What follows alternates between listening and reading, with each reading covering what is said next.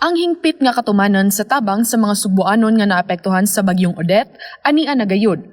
Napirmahan na ang kasabutan tali sa lalawigan sa Sugbo ug mga partner hardware stores ug supermarkets alang sa Dasig Sugbo Assistance Program. Ubos sa maong programa, muhatag ang probinsya og tag 5,000 pesos ngadto sa matag pamilya kansang mga panimalay na guba ato sa bagyong Odette.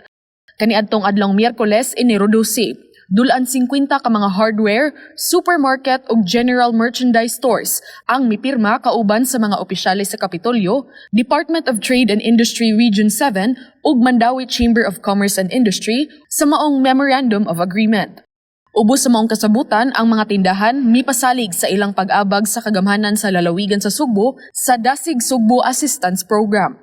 Mipadayag sa iyang pasalamat si Gobernador Garcia ngadto sa mga dagkong hardware store sa Sugbo nga mihatag sa ilang commitment sa pagtabang sa programa.